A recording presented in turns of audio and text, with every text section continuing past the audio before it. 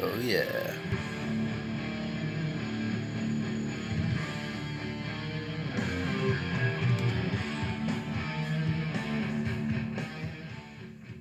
Hi YouTube. Smop Talks with Trev. I'm Trev, and this is Modern Organic Philosophy, Music Edition. Boom. It's a great album. I'm just gonna do one of each Death album because I got all of them. Oh, I'm gonna do the ones that are philosophical. The first ones were kind of like just traditional death metal, just heavy. But you look at that album cover and you understand right away the esoteric nature of such symbolism.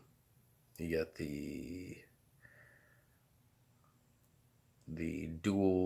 duality of the snakes, which is symbolic of the kundalini kind of thing, the yogi kind of thing going up through the chakras. And you see the sacred marriage there with the third eye bursting out with lightning. Chuck Schuldiner knew what he was talking about. Songs including Symbolic, Zero Tolerance,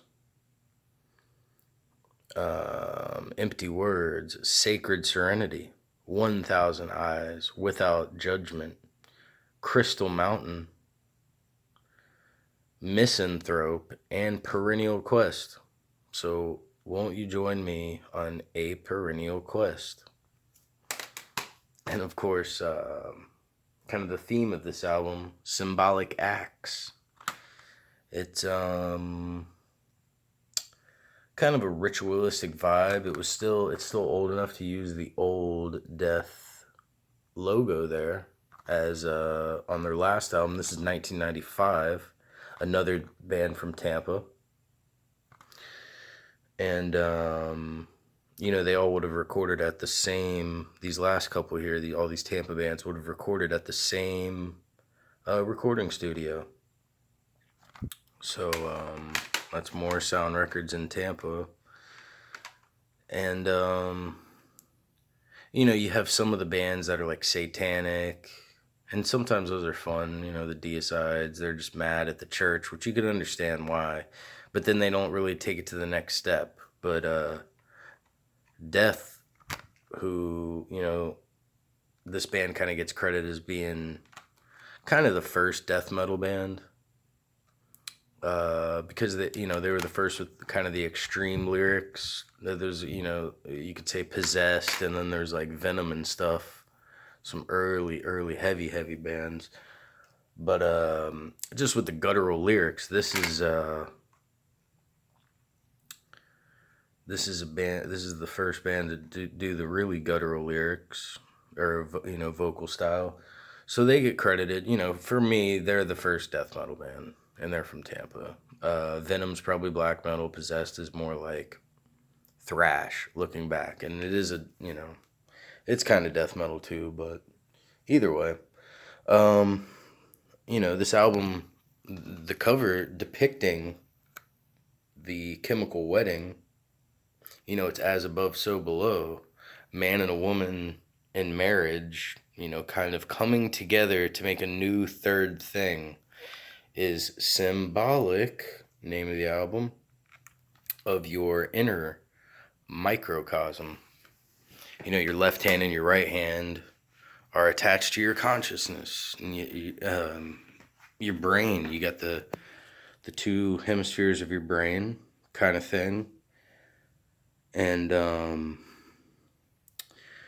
just to see such a topic that's usually all hippie trippy and yoga and peace love and whatever, to put in music like this, it feels really holistic because now all of a sudden it's masculine as well, which is great. That's part of the aeon we are in now. The individuality, being an individual, is kind of a masculine thing. People might not want to believe it, but it's a real spirituality is a feminine thing in a way, but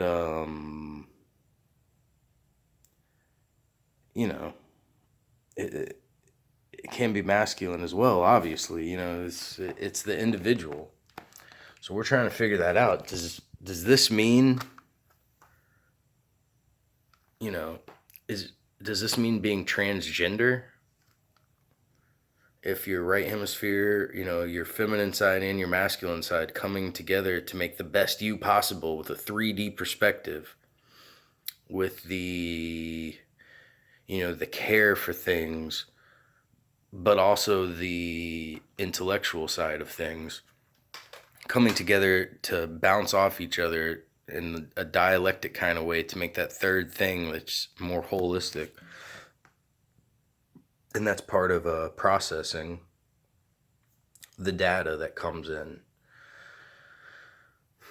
A lot of people say, the data could come into like the yin side of you, and then the yang of it is,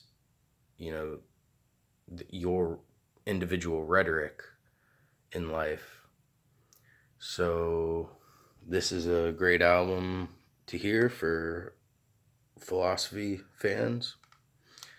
And Trev out. Death Symbolic.